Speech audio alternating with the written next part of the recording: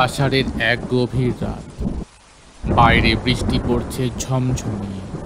গ্রামটির নাম শিমুলডাঙ্গা। চারপাশে গা ছমছমে নীরবতা, কেবল মাঝে মাঝে শোনা যায় ঝিঝি পোকার ডাক আর দূরের অজানা কোনো প্রাণীর আর্তনাদ। এমন রাতেই গ্রামের একমাত্র স্কুল মাস্টার অরুণবাবু বাড়ি ফিরছিলেন। স্কুল থেকে ফিরতে ফিরতে অনেক দেরি হয়ে গেছে। ছাতা হাতে মাটির পথ ধরে হাঁটছেন তিনি। হঠাৎ পেছন থেকে কেমন একটা ঠান্ডা হাওয়া এসে গায়ে লাগলো। অরুণবাবু কাঁপতে কাঁপতে এগিয়ে চললেন। পথের পাশে একটা পুরানো বট গাছ। গ্রামের লোকেরা বলে ওখানে নাকি ভূত আছে, কেউ সন্ধ্যার পর ওদিকে যায় না। অরুণবাবু এসব বিশ্বাস করেন না, তবু আজ অজানা কোনো এক কারণে বুকের ভেতরটা কেমন কেঁপে উঠল তাঁর। হঠাৎ শুনলেন কার যেন ফিসফিসে গলা।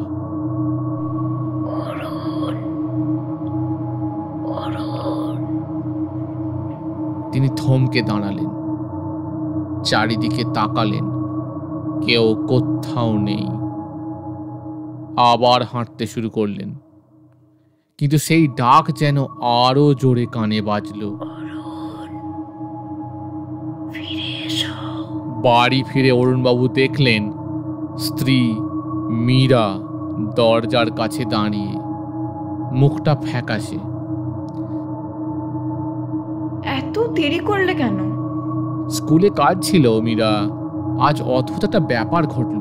মীরা চুপ করে শুনছিলেন। অরুণবাবু সব বলে শেষ করতেই মীরা বললেন, তুমি ওই বট গাছের পাশ দিয়ে এসেছ? জানো না ওখানে কেউ রাত্রে যায় না?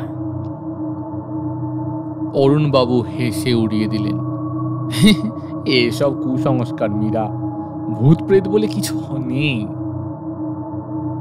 রাতে খাওয়া দাওয়া সেরে শুয়ে পড়লেন দুজনে, কিন্তু অরুণবাবুর ঘুম এলো না।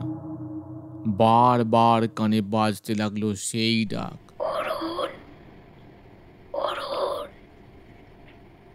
পরদিন সকালে গ্রামের মোড়ে চায়ের দোকানে আড্ডা। সবাই অরুণবাবুকে নিয়ে হাসাহাসি করল। মাস্টার মশাই, নিশির ডাক শুনেছেন নাকি?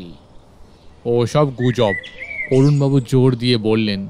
আমি ভূত প্রেতে বিশ্বাস করি না, তবে গ্রামের বুড়ো হরিপদ কাকা বললেন,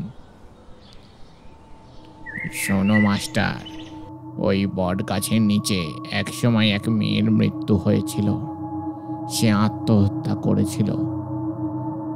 তার আত্মা নাকি এখনো ঘোরে। সে নাকি অনেককেই ডেকে নিয়ে গেছে, তারা আর কখনো কোনোদিন ফিরে আসেনি। অরুণবাবু হাসলেন, ভয়ের কিছু নেই, আমি কাল আবার ওই পথেই যাব। সন্ধ্যা নামল, আবার বৃষ্টি। অরুণবাবু সাহস করে বেরিয়ে পড়লেন। ঠিক করলেন আজ বট গাছের নিচে কিছুক্ষণ দাঁড়িয়ে থাকবেন, দেখবেন সত্যি কিছু হয় কিনা। বট গাছের কাছে পৌঁছে দেখলেন গাছের ডালে একটা ছায়ামূর্তি দুলছে। চোখ কচলালেন, আবার দেখলেন কিচ্ছু নেই। হঠাৎ পিছন থেকে ঠান্ডা একটা হাত তার কাঁধে ছোঁয়া দিল। তিনি ঘুরে দাঁড়ালেন।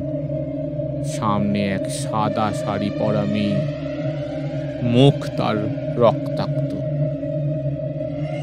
তুমি কে? কোনো উত্তর নেই। মেয়েটি ধীরে ধীরে গাছের আড়ালে চলে গেল।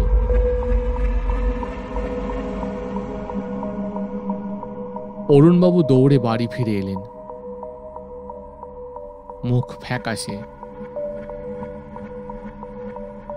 মীরা জিজ্ঞেস করলেন, কি গো, কি হয়েছে? আমি ভূত দেখেছি মীরা। পরদিন থেকেই অরুণবাবুর শরীর খারাপ হতে শুরু করলো। রাতে ঘুমোতে পারছেন না, বারবার সেই সাদা শাড়ি পরা মেয়েটাকে দেখছেন, কখনো জানালার বাইরে, কখনো ঘরের কোণে। গ্রামের লোকেরা বলল, মাস্টার মশাইয়ের ওপর ওই ভূতের নজর পড়েছে। মীরা ভয়ে কাঁপতে লাগলেন। গ্রামের ওঝাকে ডাকা হলো। ওঝা এলেন, ঝাড়ফুঁক করলেন, বললেন, মাস্টার বাবু, ওই বট গাছের নিচে একটা অপূর্ণ আত্মা আছে, ওর কিছু চাই। অরুণবাবু এবার সাহস করে ঠিক করলেন সত্যিটা জানতেই হবে। গ্রামের বুড়োদের কাছে শুনলেন বছর 20 আগে এক মেয়ে, নাম ছিল কুসুম, তার বিয়ের আগের রাতে ওখানে আত্মহত্যা করেছিল। তারপর থেকেই বট গাছের নিচে অদ্ভুত ঘটনা ঘটত।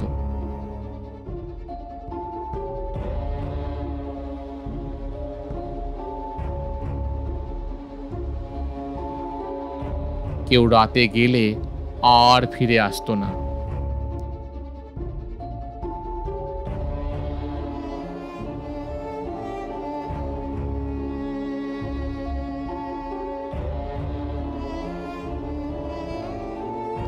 অরুণবাবু ঠিক করলেন কুসুমের আত্মার সঙ্গে কথা বলবেন।